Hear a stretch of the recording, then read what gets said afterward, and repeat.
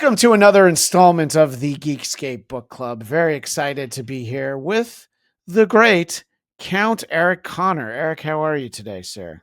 Oh, I am fantastic. I thoroughly enjoyed a very deep dive into the world of Peacemaker and the world of John Cena for the past few days, and it made me sing. In fact, Christian, if you might have my singing the theme song, which I do on the streets of Burbank to make a buck or two. Yeah, I want to make sure people know that you're quite the singer.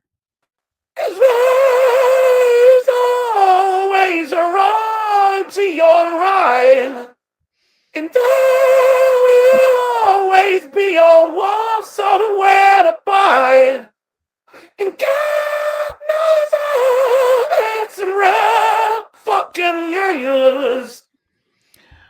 And Dr. Steve from the earlier stream mentioned that he didn't get to plug Dabble Dice. I hope that this does it, Dr. Steve. That's on me for not thinking to ask about Dabble Dice, but I feel like we're probably covered now. So that might be the false start. So welcome to the Geekscape Book Club, where my friend Eric Conner and I are going to be speaking about a story from 2023. Peacemaker Tries Hard. And I'm going to be honest, Eric, I had never read a comic book with Peacemaker in it before this. I don't know. Nor had I, and if you our loyal viewers and listeners, if you click on over to the Blackcast we did about the Peacemaker TV show, Dr. Steve, who apparently was born in 1904, talked about the early days of Peacemaker, which this character's been around since I think it's the 60s. Yeah, I think you're right. And you did share with me some images of an earlier version of Peacemaker. Some very early images. Yeah. I kind of like that his ridiculously dated helmet sort of has withstood time.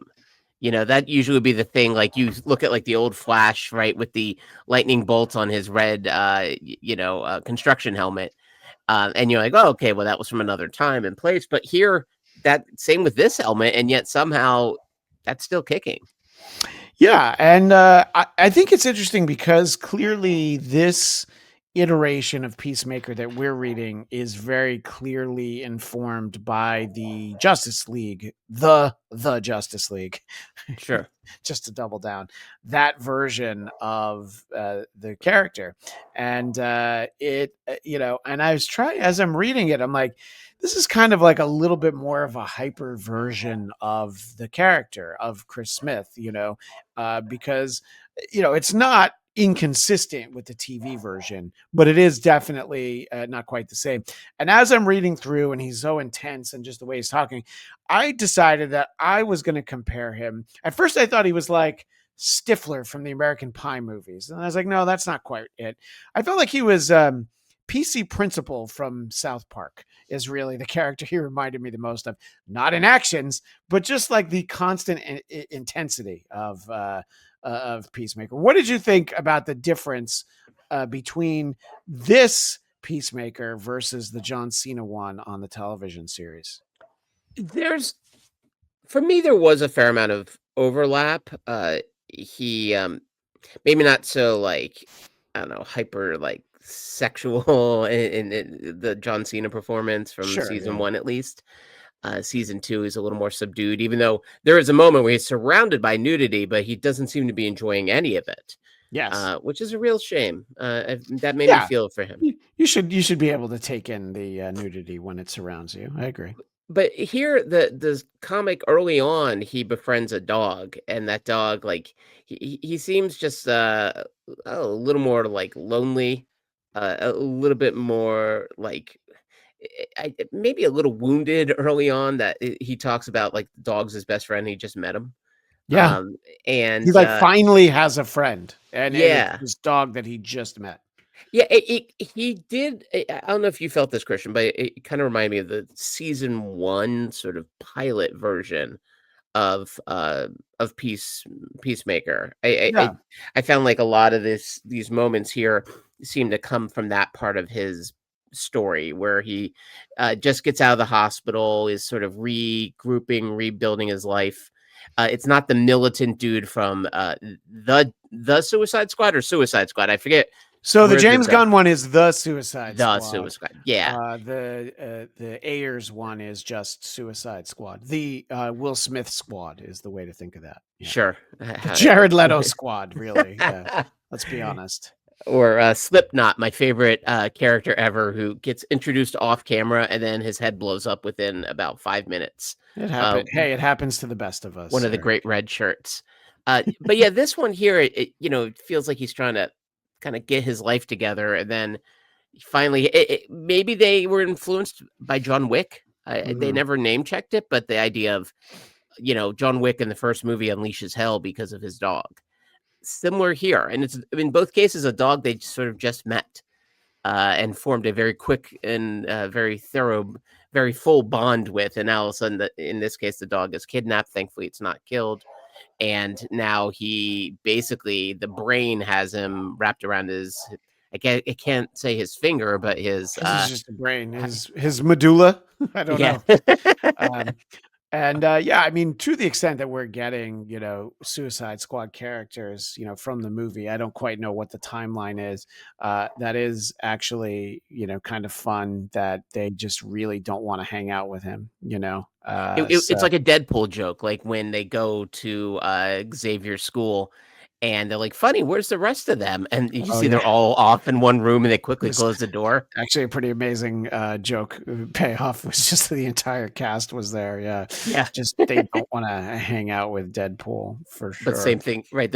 Even the Suicide Squad aren't into him, though they do have a nice callback to that moment at the end of the Yeah, run I of thought this I did think that story. was nice the way that they bookended it, and I think that this is a pretty wild world that we're in. The image that we're sharing for our visual audience right now is the the gorilla who mostly speaks French when we first get to know him.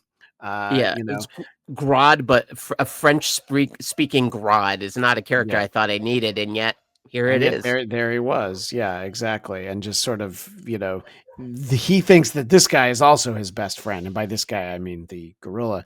Um, and yeah, I guess the season one Peacemaker, on the show, he doesn't really have a lot of friends, but I'm used to him kind of connecting with the main characters there on the show, So I don't know. I thought that by the way, Lewis Cox says Slipknot is a great new metal band, but a DC character that gets killed in the Suicide Squad movie. Yes, in both cases, yeah.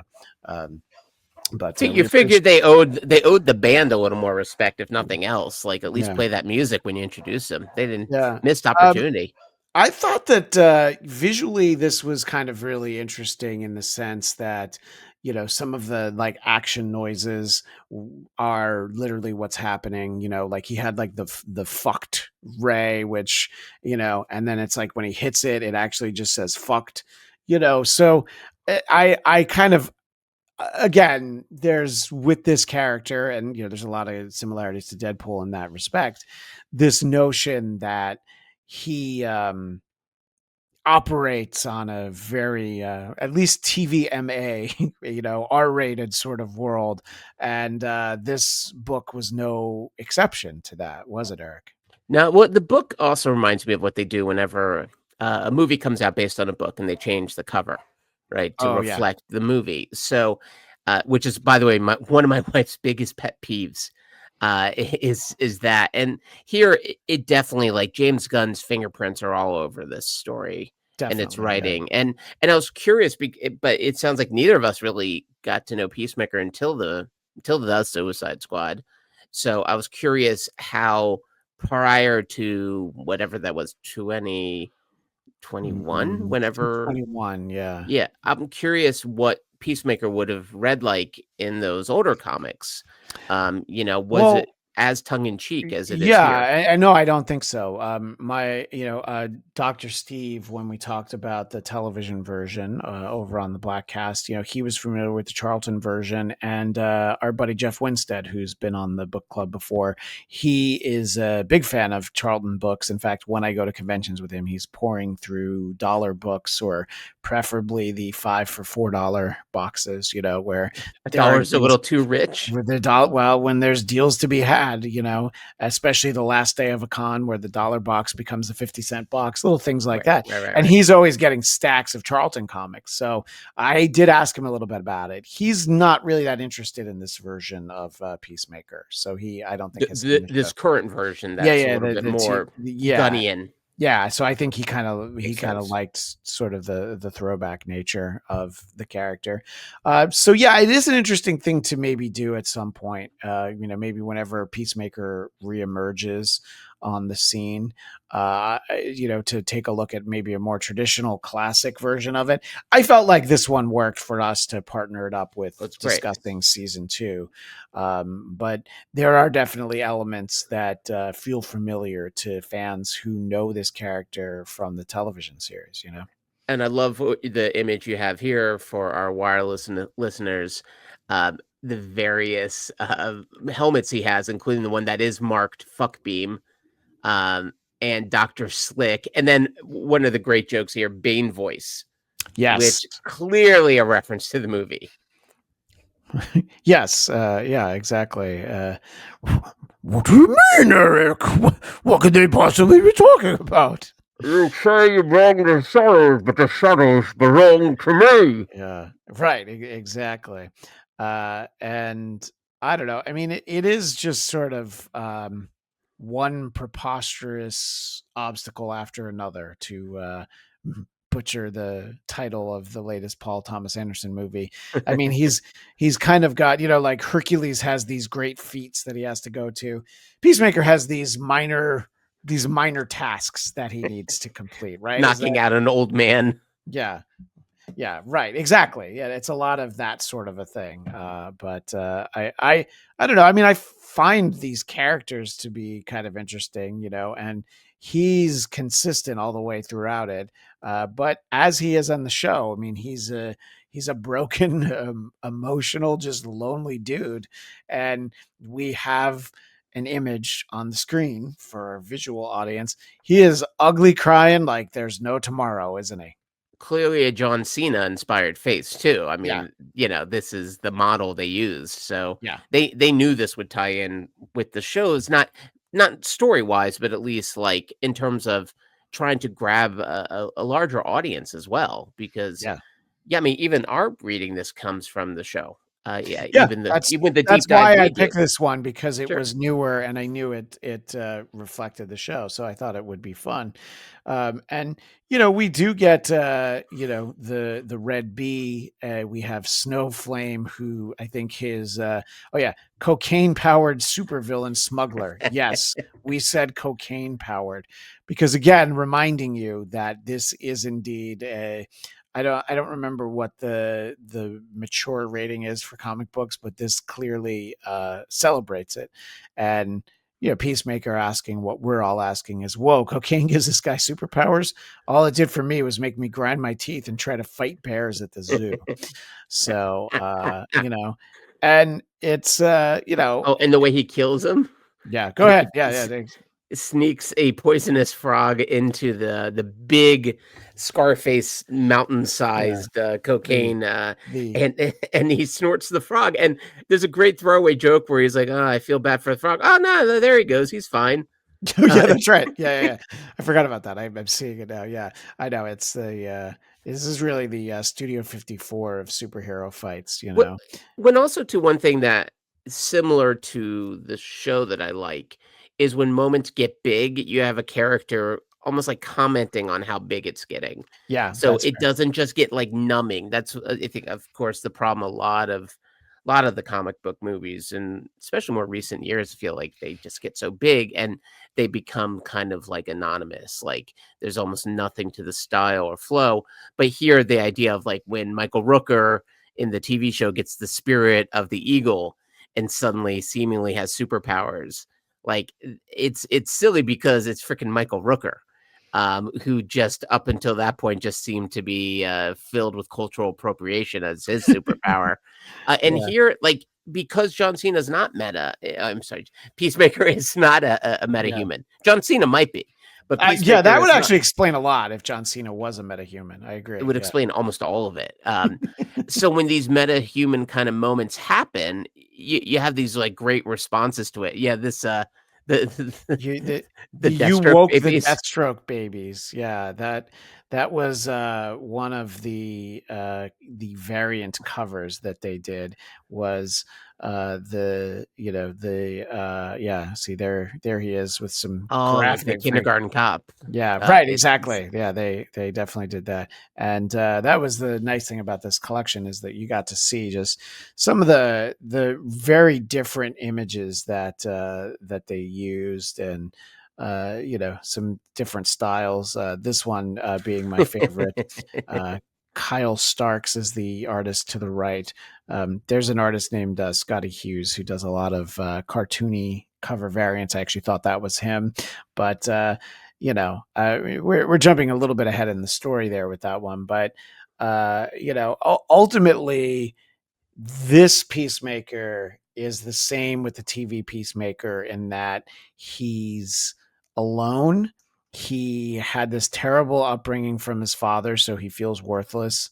I don't know that he caused his brother's death. I don't know that that's part of this character story because it wasn't referenced, but that's such an important puzzle piece to the TV Peacemaker because it's like, you are a fuck up and you have that one moment where you're like, yes, that proves it. Your dad right, isn't right, right. wrong about you, which I think is, and it's interesting with the they keep his father's face obscured in this book, and I thought there was going to be a payoff, and maybe there isn't another series. But did you have any thoughts about why that might be? I mean, in this universe, is he Lex Luthor? Like, I don't quite know, why we're not seeing him. Yeah, no, as you mentioned. Now I'm thinking, oh yeah, that is a good point. Like, whom are they going to sort of retcon him into? But I think storytelling wise, it's a nice choice to give us kind of like an emotional subjectivity that it's like we feel like his trauma. I mean, there's so much, oddly enough, for such a goofy kind of writing to both this and the series. There's a lot of trauma in this character. Even that idea in like the show, he killed his own brother because his dad made them fight. And here it's like he has like seen things, gone through things, and he has a horrifically volatile relationship with his dad. So it's kind of like obscure in the face, feels like it's part of like a way of dealing with trauma, right? It's a kind of like a Yeah, PTSD element amidst all the goofiness. And there's so much great goofiness in this. And I found myself laughing out loud quite yeah, a bit while I reading did too. this. Yeah. Well, Like just because it's it's so absurd at times. sure. Um, and before we move forward on that, I did look it up just because I meant to look it up before the show. So in the comics, the identity of Peacemaker's father it varies depending on the continuity. So in the Okay. original comic continuity, he's a Nazi war criminal named Wolfgang Schmidt. But in the recent television series and current comics, he's a white supremacist supervillain named the White Dragon.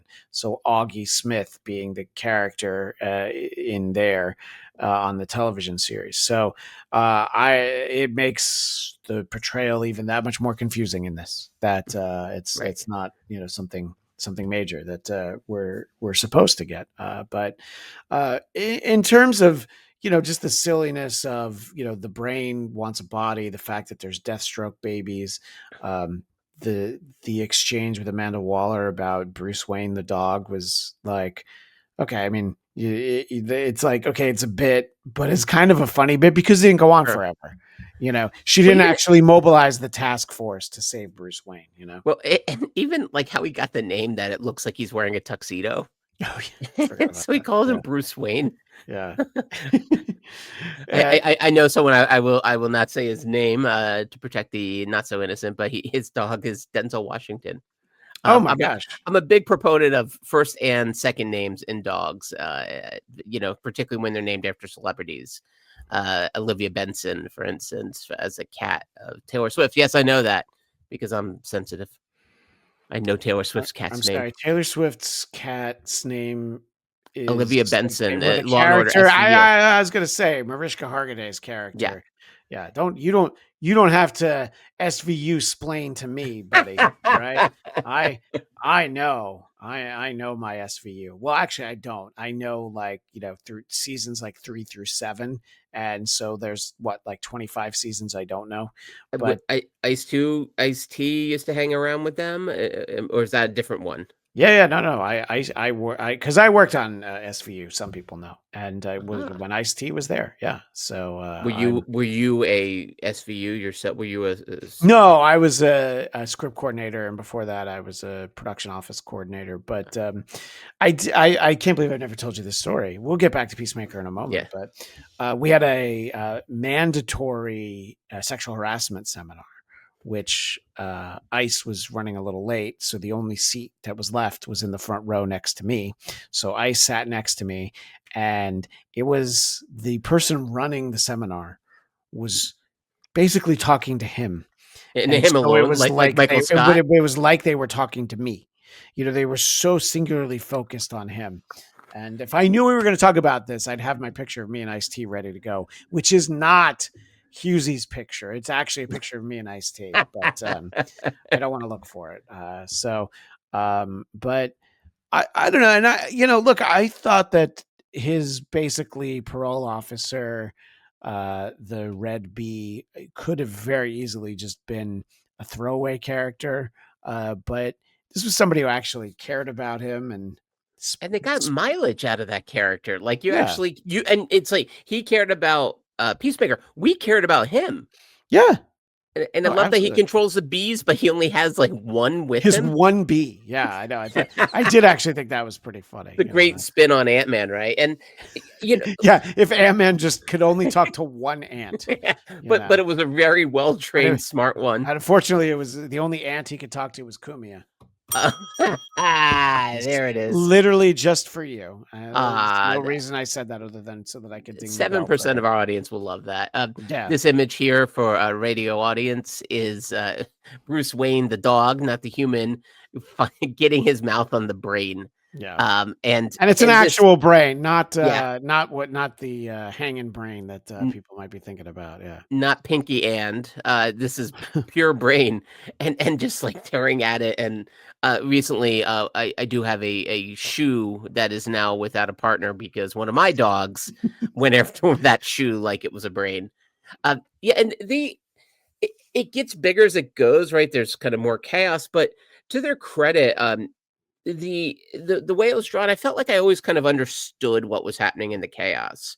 I always have that issue with both comics and with movies when the chaos is so chaotic that almost like none of it lands. The extreme example I always give is like Transformers, where it's like you're Sure. looking at 1,000 things happening at the same time and you don't understand any of it.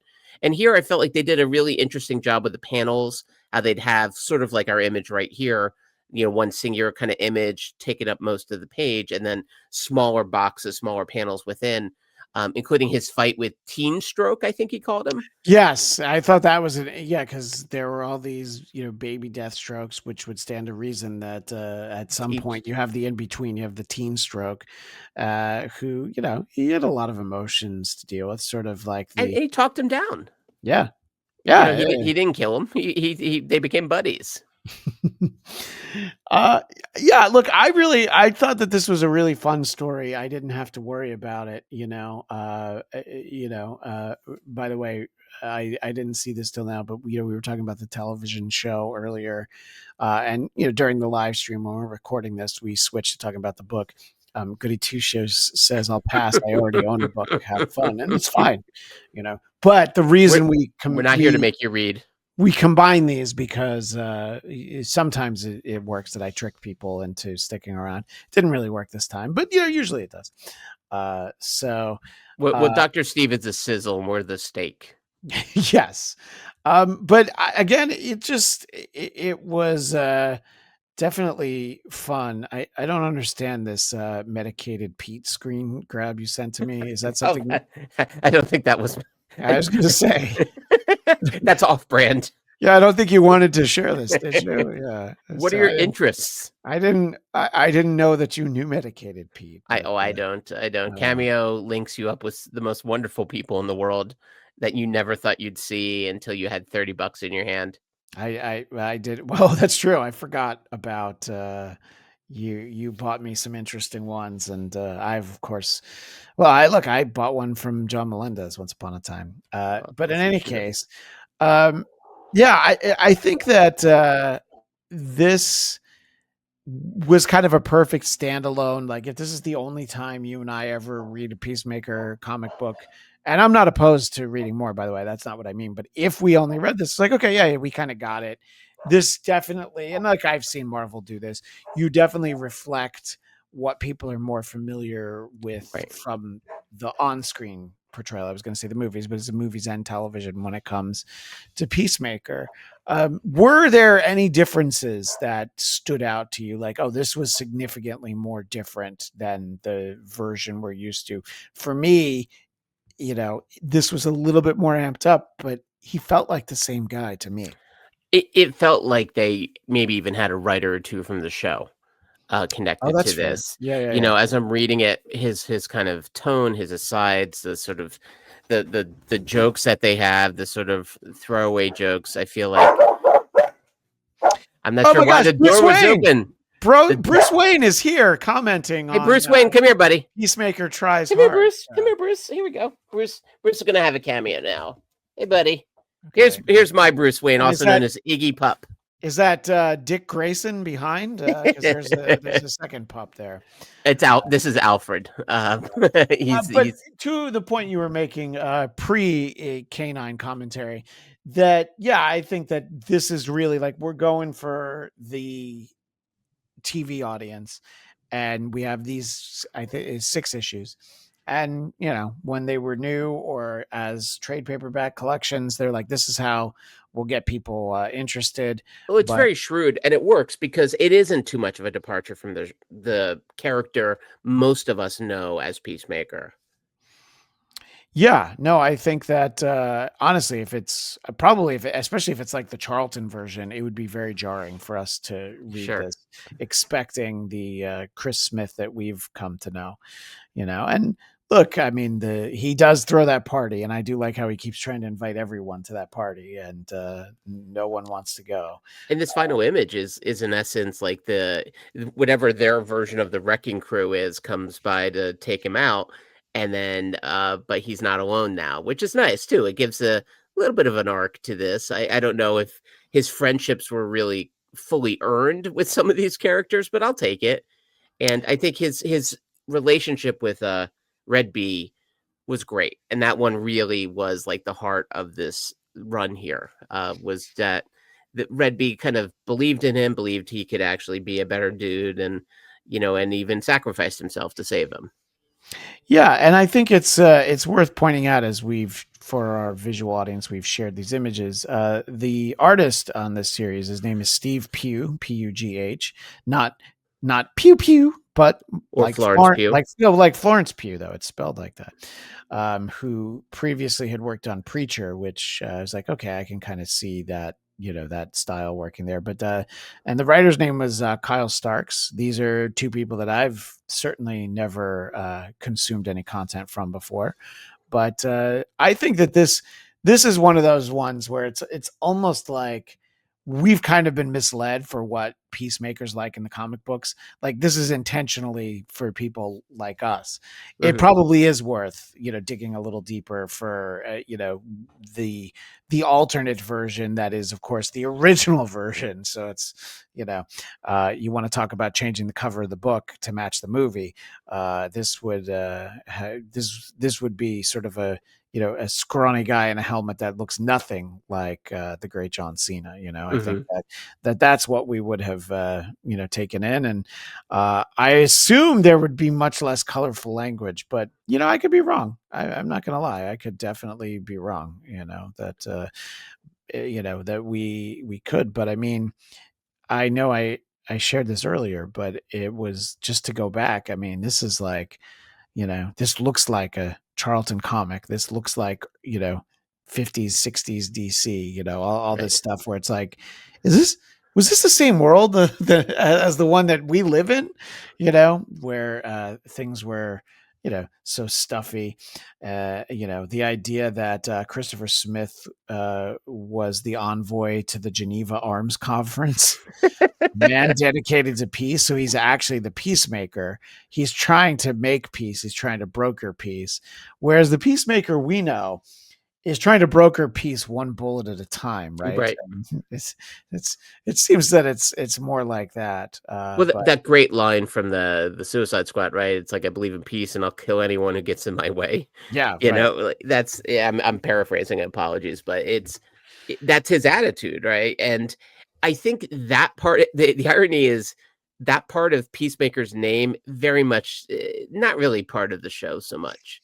Definitely the movie, definitely the Suicide Oh Squad, yeah, but definitely the Suicide Squad. Sure, yeah, I think they realized like that was just one element of him, and to James Gunn's credit, it's like he really understands kind of like what John Cena gives, and he custom fit his take on the Peacemaker to John Cena's talents as a performer, including his sense of humor. Because I mean, considering how he looks like, he's built like a brick shithouse, he's really funny, and even good at improv. That clip from season one of him coming up with every name they could have used instead of his dad's is yeah. incredible, and it's 5 straight minutes of pure improv. Yeah, no, it's I don't know. I mean, I think that it's there's a richness to all of this that we get, in the series, and maybe to by that I mean television series, you know.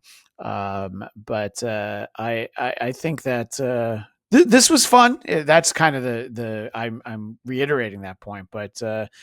I'm glad that I spent this time. I'm glad this wasn't a 12 issue miniseries, Eric. I think Yeah, that, that might have been and a little long in the tooth. yeah, um, Even that last issue was funny. I kind of I was worried because I had watched the show first and then read the comic, and I was worried same. Yeah, I the did the same. last issue was going to be kind of like episode 8, which is a little bit of a soft landing. We'll just say nicely for this season That was a two. nice way. That was a nice way for you to say Yeah, that. Yeah, I didn't use Hughesy's language to describe it. yeah. But It's a nice way to say as not my tempo. right, right, From right, right. Whiplash. It was definitely not my tempo. Not my yeah, it didn't fly. It didn't race or drag. But this last issue, I thought actually was kind of a fun payoff where it did get kind of big and loud, but yet I felt like it never lost its way.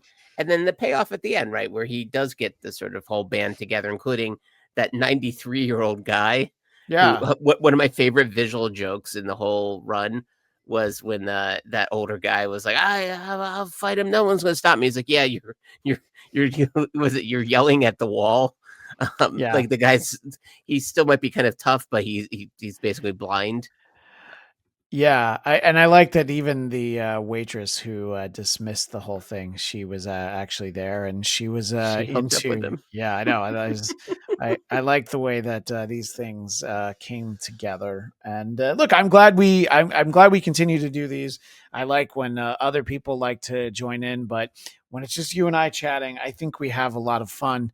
I'm gonna see who I can interest in joining us to our December entry in the Geekscape Book Club, our final entry for 2025. It is the first ever entry from Boom Studios. And it is something that I was aware of. It's from, I think, 2015, 2016. And it is going.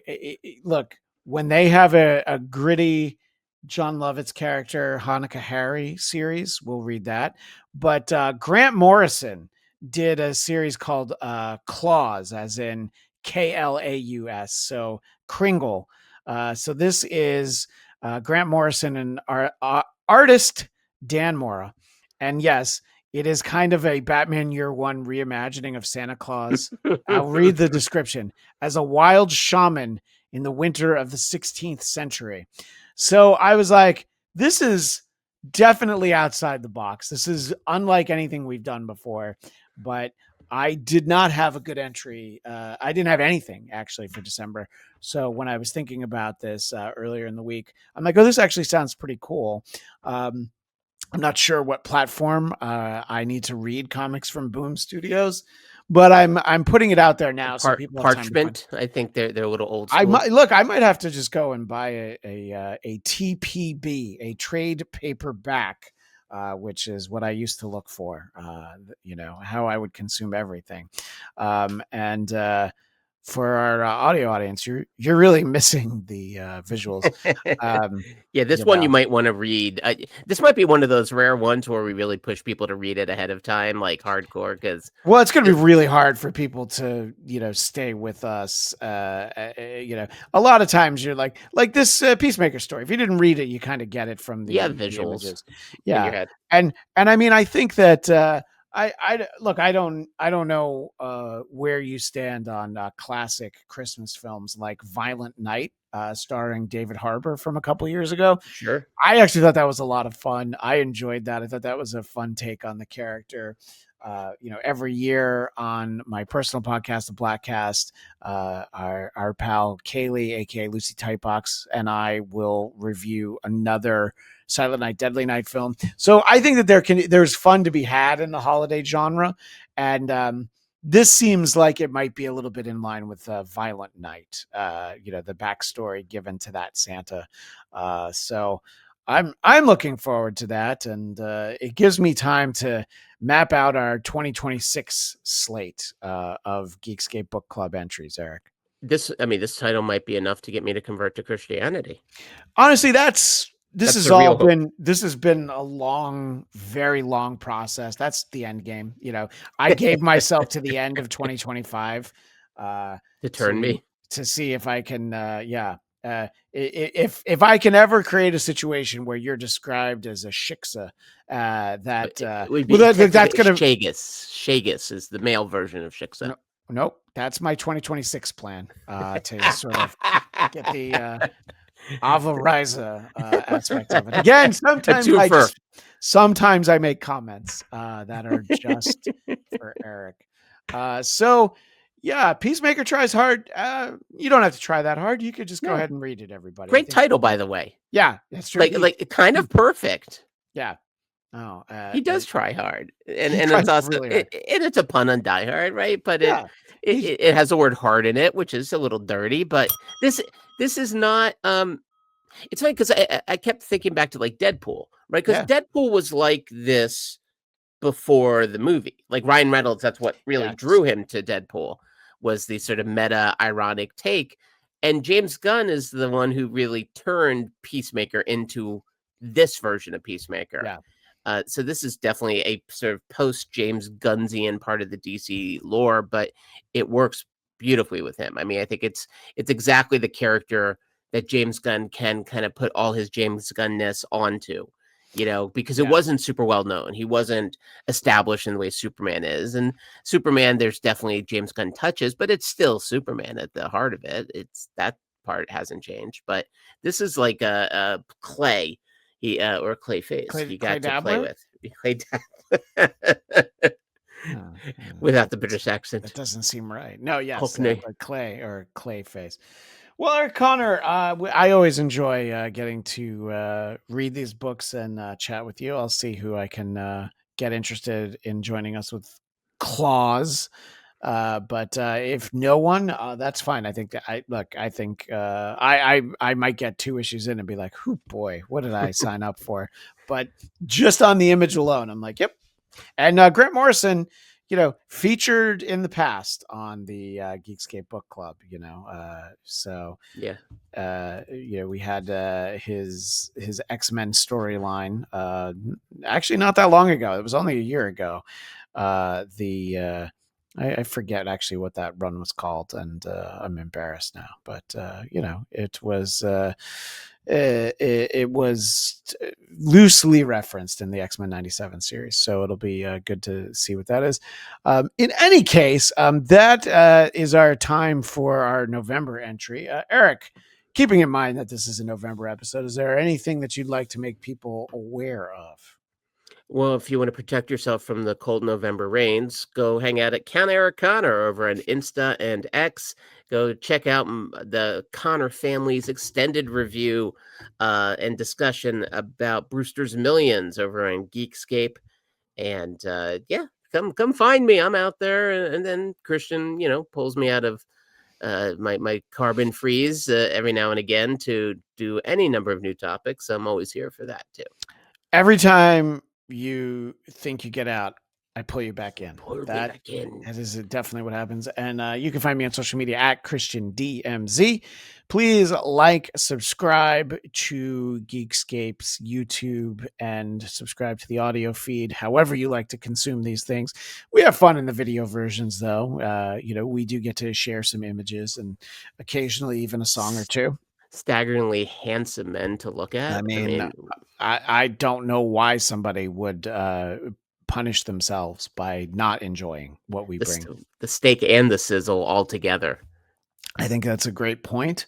And my personal podcast, The Blattcast, BLADTCAST. You can find all sorts of content over there, including a recent review of the Peacemaker TV series, season 2, and a less coherent analysis of Paul Thomas Anderson's One Battle After Another, and the battle was against sobriety, I believe. Some other fun content. So find that there. And as always, Who Are These Broadcasters is Tuesdays at 2 p.m. Eastern, 11 a.m. Pacific on the Who Are These Podcasts YouTube channel, and 100 songs that define heavy metal wherever podcasts are found. A recent episode featured me. So that might be the one to keep away from. But if you would like to hear my thoughts on Aerosmith's Rats in the Cellar, as I talk to host Brian Slagle, the CEO of Metal Blade Records, please check that out. All that being said, we'll see everybody we'll see you in December. And until then, as we always like to say, as long as they keep writing them, we'll keep reading them. See you in December, everybody.